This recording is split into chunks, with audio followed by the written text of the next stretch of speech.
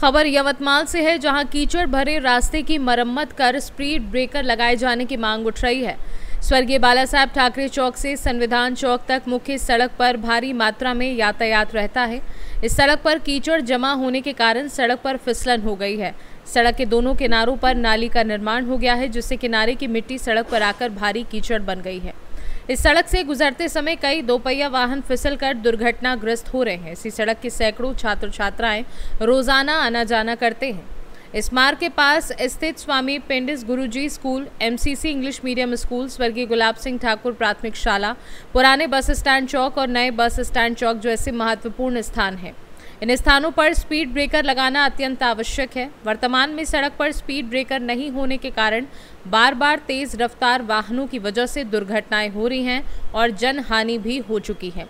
इस सड़क से ढानकी सहित आसपास के लगभग 50 गांव के छात्र छात्राएं पैदल, साइकिल और दोपहिया वाहन से स्कूल जाने के लिए प्रतिदिन आना जाना करते हैं। इसलिए इस कीचड़ से भरी सड़क की तत्काल मरम्मत कर उस पर स्पीड ब्रेकर लगाए जाने की मांग हो रही है। अन्यथा आज़ाद समाज पार्टी की ओर से इसी सड़क पर बैठकर चक्का जाम आंदोलन किया जाएगा। ऐसा इशारा सार्वजनिक निर्माण विभाग के उप विभागीय अभियंता को निवेदन के माध्यम से दिया गया है।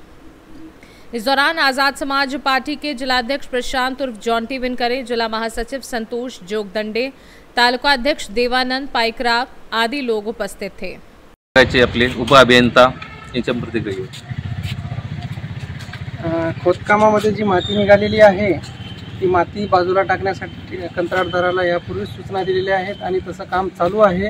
काही ठिकाणी माती काढून त्या ठिकाणी मुरुम टाकलेला आहे आणि उर्वरित माती काढून त्या ठिकाणी मुरुम टाकण्याचे काम करण्यात येत आहे। फुलसोंगी ते संविधान चौक या मार्गावरील नालीचे बांधकाम झालेले आहे। त्या नालीमधील माती सर्व रोडवरती आहे।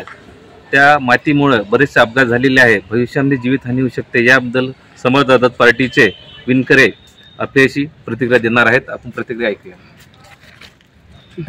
ढानकी ते फुलसोंगी फाटा ते संविधान चौक या रस्त्याच्या दोन्ही बाजूंना नालीचे बांधकाम करण्यात आले।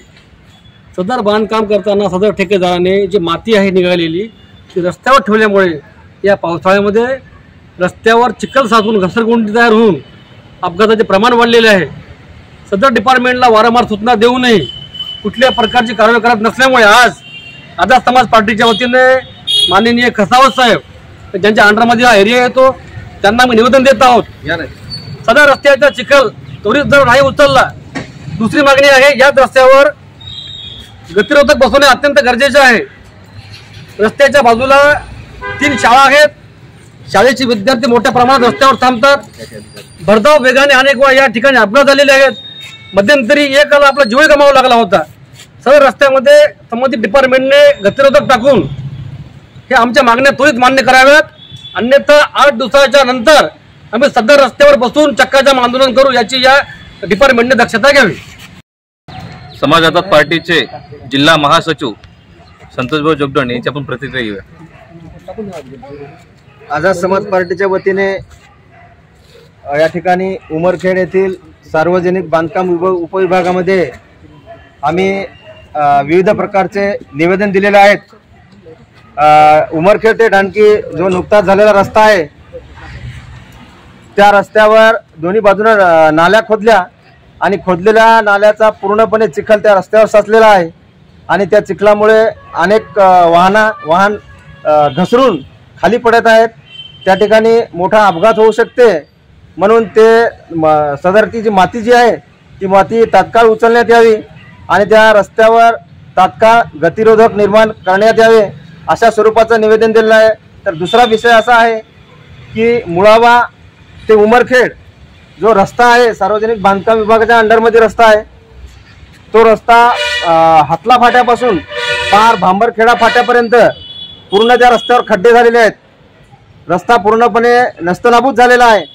त्या ठिकाणी सुद्धा पावसाळ्यामध्ये मोठ्या प्रमाणात अपघात होऊ शकतात। दुसरा विषय असा आहे की मुळाव्याजवळ जो नाला आहे त्या नाल्याजवळ तो नाला नुकताच नाल्यावर पूल झालेला आहे आणि त्या पुलावर डांबरीकरणाचं काम अपूर्ण आहे। अद्याप ते डांबरीकरणाचं काम संबंधित त्या कंत्राटदाराने केलं नाही। त्या रस्त्यावर पूर्णपणे चिखल साचलेला आहे।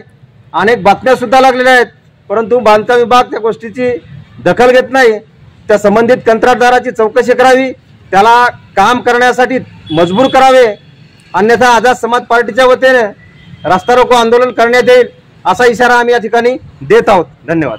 यवतमाल से सी न्यूज़ संवाददाता आशीष खडसे की रिपोर्ट।